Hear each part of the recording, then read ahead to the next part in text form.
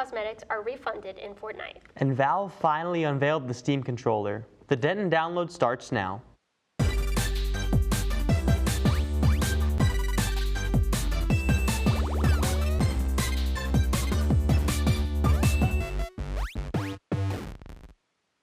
Good afternoon, I'm Christian Bursuch. And I'm Marty Bratcher. Valve confirmed the price and release date of their new Steam controller. The Steam controller will launch on May 4th for $99. The controller has next-generation magnetic thumbsticks, full-size controls, trackpads, grip buttons, grip sense, and a battery life supporting more than 35 hours of gameplay. The controller comes with an attachable puck device, which creates a stable connection while charging the controller. The price of the controller varies across regions, and some fans worry that it's a little too pricey. Valve programmers Pierre-Luc Griffius also promised more news on the Steam machine will be out soon. You said you might think about getting the controller. What did you think about it? I like it. I like the pads. Like, one thing is when you're playing PC games that are from another console, like trying to emulate the motion controls is tricky, but you can use the touch pads on Steam Deck, which is what it reminds me of to do that. So yeah. That's really interesting. I didn't know that. Phasmophobia players can finally say goodbye to bendybacks when the game's player character update drops on May 5th. Corey Dixon, the art director at Kinetic Games, said the update will allow players to customize several aspects of their characters. The playable characters will now also have backstories, and more lore updates will come in the 1.0 release of the game. He specifically said they're not soulless anymore. There will be new animations like the death animation and other surprises for players to discover. All characters' cosmetics are reportedly unlocked through gameplay instead of microtransactions. Dixon says he knows players will mourn the iconic bendy-back of the original Phasmophobia characters, but the developers don't plan to bring it back in any sort of Easter egg. You know, for how long Phasmophobia has been out, I'm surprised it hasn't hit that 1.0 release date already. But maybe, I mean, we're really close. Sony rolled out a new digital rights management system over the weekend that left PlayStation fans thinking they were losing access to their games. Players received a 30-day license for their new digital PS4 and PS5 purchases, which could limit players with offline consoles or technical issues. Although Sony has not officially released a statement, players may have figured out what the 30-day timer means. It seems that the 30-day license is a temporary measure that is replaced with a permanent license after 14 days. When consoles are connected online after 14 days, the purchase is verified and the timer is removed. If the purchase isn't verified, the game is only playable until the 30 days are up. The timer looks to be an attempt by Sony to prevent game piracy by manipulating refunds. Either way, Sony's silence on the situation is concerning, and they should make a comment soon. You know, I actually remember that they did make a comment while we were writing this, and they doubled down. It's not going away, but I'm sure it will after a few months of outrage by the fans and consumers. But Nintendo has gone after a Pokemon YouTuber making National Geographic type animations about Pokemon. National Geographic creator Elias has received strikes on all of his videos, claiming his fan-made animations infringed Nintendo's character and imagery. The channel, which has been active since 2023 and amassed more than 100,000 subscribers, is widely known among Pokemon fans for its National Geographic-style shorts that show the Pokemon species in their natural habitats. Narrated like a real-life nature documentary, these clips have spawned countless imitators and feature Pokemon doing kinds of things you don't normally see in the Pokemon game, such as hunting and eating each other. The videos will likely be taken down in the coming days due to the copyright strikes. YouTube operates with a 3-strike system where copyright complaints can be contested, though second and third infringements result in your channel being effectively frozen while the process is ongoing. Elias said that he has received a warning about his videos that use content from Pokemon games, including the visual, audio works, characters, and imagery, and he said, "I'm not even perfectly sure what that means, because every Pokemon-related YouTuber uses the visuals of Pokemon. I don't use the video games. The most I use is the audio, the sprite-like roars, but that's under 3 seconds and falls under fair use." It'll be interesting to see the future of the situation. Pokemon has gone after a lot of creators recently due to the use of AI, but the content created by National Geographic is not AI, so we'll see how it plays out. But Arc Raiders made a big splash on Tuesday after finally releasing their Riven Tides update, which introduced a new Arc anime, a new map condition, and a beach map. The new beach map takes place in what seems to be a resort that's filled with tennis courts, water slides, a hotel, and a beach port. Some of the few locations you're expected to explore. As for the new Arc, looks may be deceiving. While being shaped as a cone, it can cause some serious damage to raiders, as the new Arc can launch lightning strikes at players, making it even tough for veteran players of the game. And the new map condition, Beachcombing, allows you to live your dreams of beach hunting with a new item, the Dockmaster's Detector, which is only usable during the map condition. The update also introduces new items to help you from falling from heights. A crash map that allows you to jump from buildings or cliffs onto a small balloon to negate some fall damage, and the Power Descender, which allows you to descend from heights or cliffs slowly. And with summer approaching, it's the perfect time to get back in the game and goop with your raiders again, as the Burnt Peanut would say. In other news, Marvel Rivals has finally released its Avengers crossover game mode as part of its Path to Doomsday event. The 1v6 asymmetric PvP game mode features the Avengers: Hulk, Captain America, Iron Man, Thor, Black Widow, and Hawkeye versus an all-powerful Loki. The Path to Doomsday event runs from April to December 2026, featuring different modes themed around Avengers films, starting with the Battle of New York on April 30th, 2026. Players can hop into Marvel Rivals Season 7.5 for free on Xbox Series XS, PlayStation 4 and 5, and PC. A Nintendo Switch 2 version of Rivals is in development, although there is currently no release date known. Epic Games confirmed Fortnite refunds for David Cosmetics. David, real name David Anthony Burke, was charged with the murder of a 14-year-old girl, Celeste Rivas. Good afternoon, Mr. Burke. Rivas was killed around April 23rd, 2025 after she threatened to reveal her romantic relationship with David. David pleaded not guilty to first-degree murder, lewd acts with a person and under 14, and mutilating a dead body. Since the charges were brought against David, Fortnite players have called on Epic to take the singer's emotes and jam tracks out of the game and issue full refunds. Players were finally able to get those refunds on April 28th. A statement from Epic says players can initiate an immediate self-service refund. Some players are still calling for David Cosmetics to be completely removed from the game. I saw that a lot of players, I think, got some emotes associated with David for free, so I think that's specifically why they are calling for the stuff to be removed. But considering all of the horrible things he did, I don't think it's that crazy. They should be removed. I agree. In other news, the suspected gunman at President Trump's White House press dinner allegedly developed an indie Steam game that is being review bombed. The suspect, Cole Thomas Allen, registered a trademark for the game in 2019, according to a report from the LA Times. Boredom is described as an atomic fighting game on its Steam page. An excerpt from the game description says, think of it as a hybrid of a bullet hell and a racing game, with the inclusion of self-propelled pinballs. Taking a closer look at Boredom's Steam page reveals hundreds of reviews referencing Allen's shooting at the press dinner. The suspect described himself as a self-employed indie game developer on his LinkedIn page.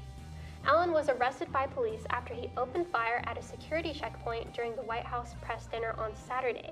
Allen is being charged with using a firearm during a crime of violence and assault on a federal officer using a dangerous weapon. Wild. That game will probably be removed from Steam in the coming days also. Yeah. After years of excitement, Sony and Amazon have finally given us our first look at Spider Noir. The 2-minute video gives viewers a better idea of the live-action series plot ahead of its airing on MGM's linear channel May 25th and its Prime Video premiere May 27th.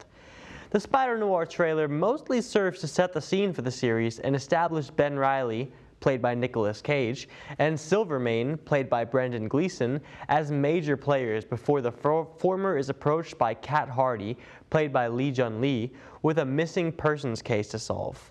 The trailer then shows the Spider-Noir doing what he does best, fighting iconic Spider-Man villains with a 1930s twist. Spider-Noir releases on Amazon Prime May 27th, and fans have the chance to watch the series in black and white or in full color, similar to Zack Snyder's Justice League.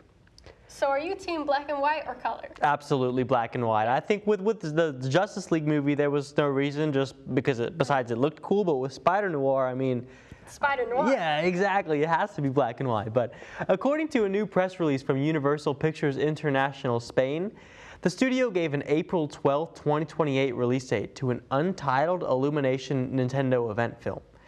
Many fans speculate that this will be the next movie in the Super Mario franchise or a Super Smash Bros. Movie, but the Mario Galaxy movie released on April 1st, and rumors have persisted for some time that the company is mounting a Donkey Kong spin-off film, including a copyright listing for an animated feature film titled Untitled Donkey Kong Project back in 2025.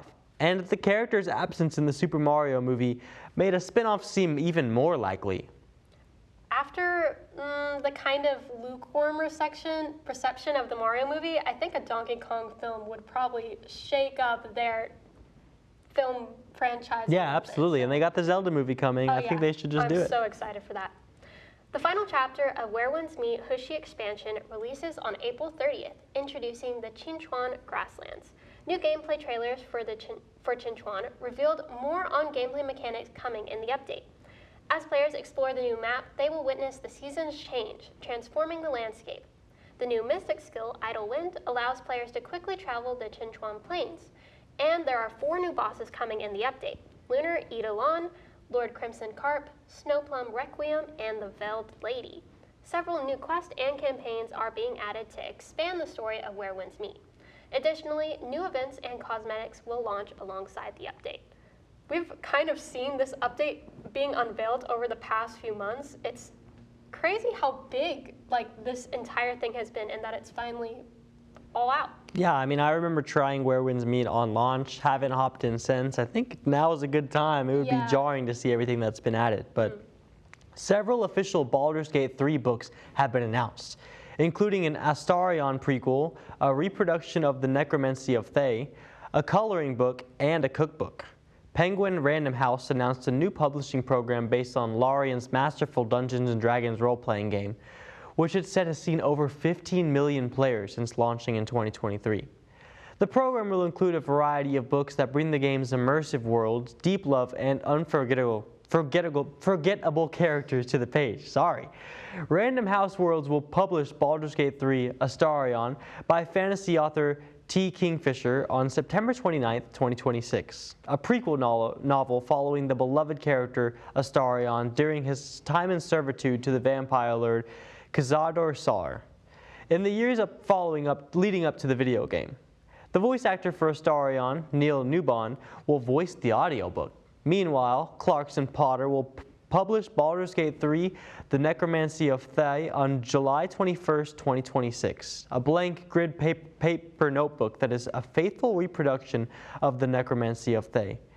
10-Speed Press will publish the official Baldur's Gate 3 coloring book on August 11, 2026, illustrated by Jakai King.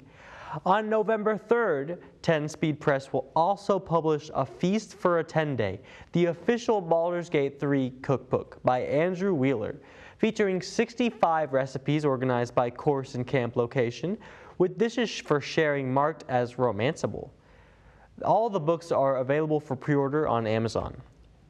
It's crazy to think how this game came out such a long time ago now, or it's been a couple years, but it's still, the fans are so active and we're still getting new content. Yeah, very committed player base. Like I said, I own the game, never really got the chance to dive into it, but I still look at the Steam charts and see that it's tens of thousands of players daily. Yeah. Invincible Versus, the superhero 3v3 tag fighting game set in the Invincible universe, is coming to PC, Xbox, and PlayStation 5 on April 30th. Developer Quarter Up has now confirmed the exact global release time, so you know when Invincible Versus goes live in your time zone. The fighting game sees you battle to the death as a team of fan-favorite characters from the hugely popular Prime animated series, including Mark Grayson himself, Thula, Bulletproof, Adam Eve, Rexplode, and Omni-Man. Those who participated in the beta received the Coalition of Planets Omni-Man skin as a thank you, And fans of the Prime series will be pleased to hear that Invincible Versus' story mode brings back many of the original voice actors from the show, including J.K. Simmons as Omni-Man, Gillian Jacobs as Adam Eve, Jason Mantzoukas as Rexplode, Michael Dorn as Battle Beast, Jay Farrow as Bulletproof, Gray DeLacy as Thola, Phil Lamar as Lucan, Ross Marquand as Robot, Melise as Duplicate, Chantal Vontason as Anissa, and Todd Williams as Titan. I'm happy to see J.K. Simmons in literally anything. Yeah, me too. He could just scream on camera for 5 minutes and I'd applaud it. So for real. Xbox CEO Asha Sharma has teased a collaboration between Xbox Game Pass and Discord in a post on social media, saying fans would start to see some code in the wild. Exactly what Discord functionality will be coming to Xbox Game Pass subscribers, we'll have to wait and see. Discord integration has long been baked into the console's basic features, but it sounds like this upcoming collaboration will be exclusive to Game Pass subscribers. Following the recent price drop of Xbox Game Pass from $29.99 to $22.99, gamers are all of a sudden excited about Xbox Game Pass again. Xbox has announced 9 titles coming to Game Pass in the month of May. Game Pass subscribers should keep in mind that the full lineup for May has not been announced yet, but the 9 titles confirmed so far are the Pixel remaster of Final Fantasy V coming on May 5th, Mixtape coming on May 7th, Call of the Elder Gods dropping on May 12th, Forza Horizon 6 releasing on May 19th, Biastro releasing on May 21st, Echo Generation 2 coming on May 27th, and Crash Out Crew releasing on May 28th. Are We There Yet and Subnautica 2's early access releases are both coming in May as well, but specific dates have yet to be announced.